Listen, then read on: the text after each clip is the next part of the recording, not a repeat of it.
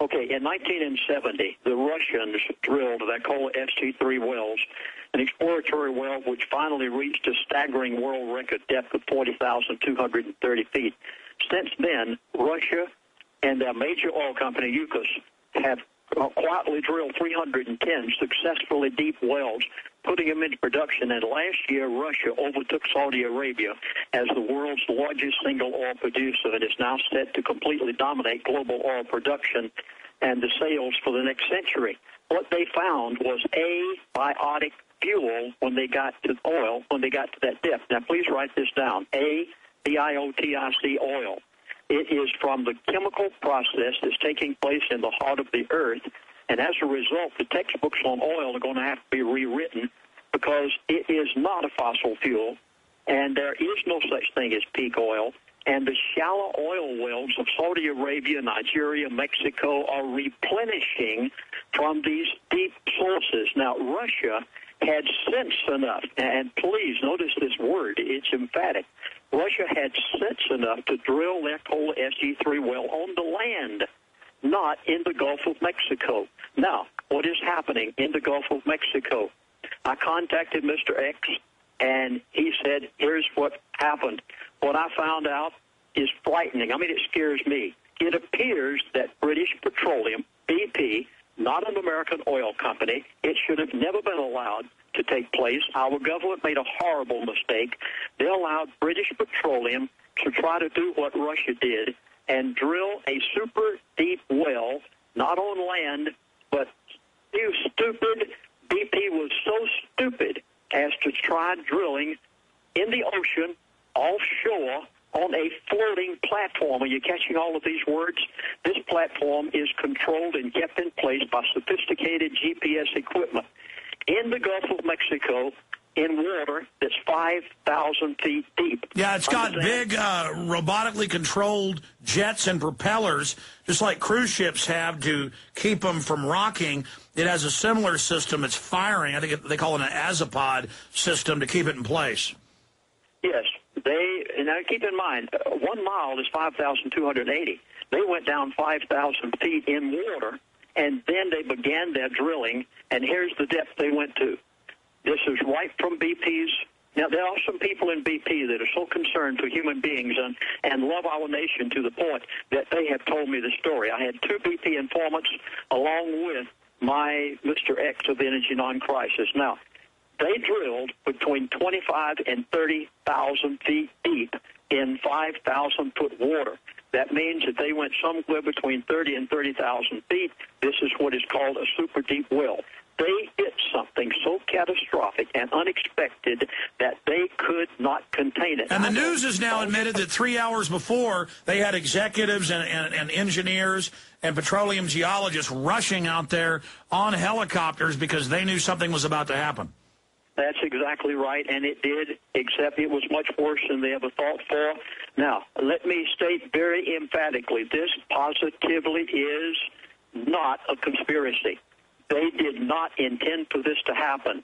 This is an accident. They hit a strata of oil at such high pressure that it burst all of their safety valves. The pressure behind the oil is so high that it destroyed the maximum efforts of human science to contain it. And at Prudhoe Bay, Alaska, for instance, the oil is in the ground at approximately 1,500 pounds of natural artesian pressure. And when I was chaplain there, I watched many oil wells being brought in. The very first thing that they gave in an oil well at Prudhoe Bay was the flow rate of the wellhead. The second thing they would always give immediately is the pressure, the artesian pressure coming up with that oil. Have you ever noticed, and now you can think of this for a moment, Alex, nowhere, no media, nobody has told anything about the well. No, that is the pressure. first thing they do is they get a well reading on its pressure, and we haven't heard what pressure it's coming out. They don't dare tell what pressure it came out because in the Gulf of Mexico, the BP oil well, what they have announced is so different than what really is. But see, that fits in with the fact that there's other fissures miles away that it's coming up with such pressure, like a water hose going into the dirt can burrow. It's coming up from below and blasting up almost like a volcano, creating other fissures. But we're going to find out from a fellow that says they're a petroleum geologist just in a moment. But please continue, Lindsey. Yes, keep in mind that the tire on your automobile is 35 pounds per square inch approximately. If you were driving a big tractor-trailer rig, you'd have 100 pounds per square inch, PSI. A reliable source estimated to me with BP that the Gulf of Mexico oil gusher hit a wellhead pressure between, you ready? I mean, this is astronomical. They hit a wellhead pressure of somewhere between 20,000 and 70,000 pounds per square inch. This is beyond human technology to contain it. There are many safety devices on that well. It blew every single one of them. Is that why the government's now saying they may use a nuke on it? Well, we'll get to the nuke in a little bit, but I need to give some of the other details first, and then I'm going to tell you exactly what this man said to me is the only thing can be done about it.